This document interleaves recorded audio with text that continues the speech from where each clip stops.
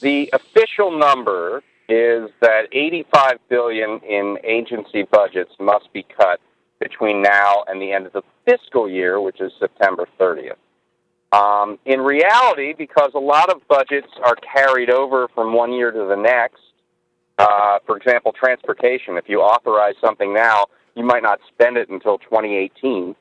For that reason and others, you probably, CBO has estimated that you'll probably see about $44 billion in what they call outlays, which is cuts in the specific fiscal year.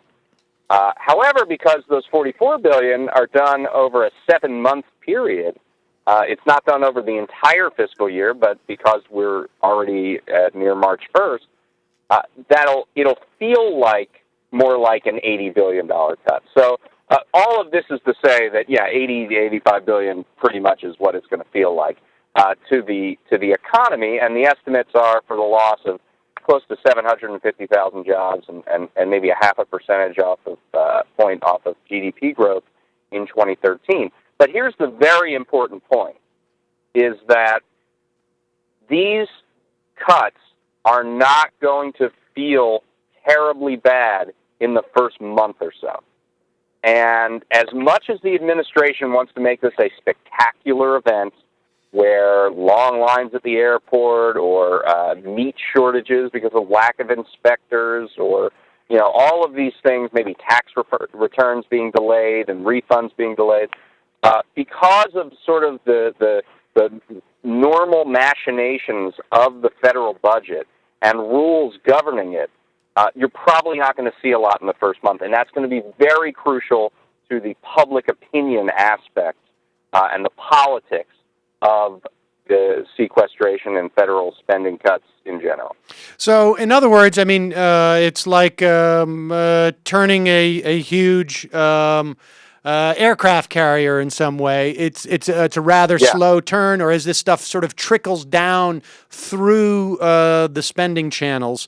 And exactly. just to give folks a sense of the difficulty in even estimating what's going to happen when the White House claims that that Meals on Wheels, for instance, which is a program that is funded at least in part by a broad range of federal programs, is going to mean that it's going to be a loss of 4 million meals. However, the Meals on Wheels people actually say it's going to be closer to 19 million meals. This is a program that basically provides one nutritious meal a day for low-income seniors.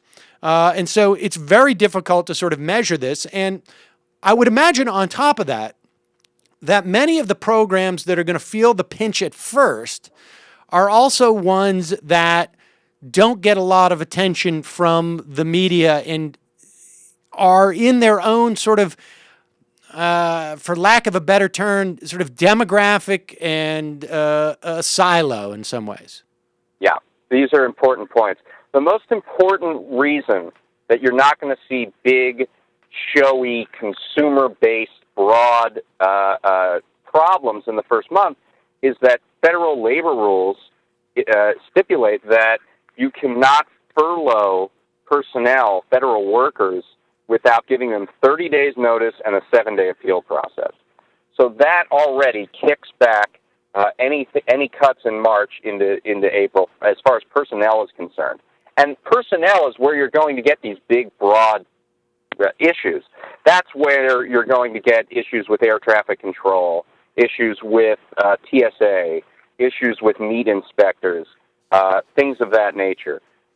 And with respect to education, it's a completely different thing where everything's advance funded, so that really and Arne Duncan, the education secretary, has said that the real impact on the major budgets, Title I, Title II of the Elementary and Secondary Education Act, won't hit until next school year, until the 2013-2014 school year, so you really won't feel that until the summer. So, as you say, for demographic reasons, you're going to see things like, cuts to military readiness, and what does that really mean? Maybe training will be a little bit deferred or things, or certain maintenance will be deferred. You're going to see things like cuts to maybe the R&D budget. Where you are going to see cuts, immediate cuts to things like long-term unemployment or things like the Women, Infant, and Children program.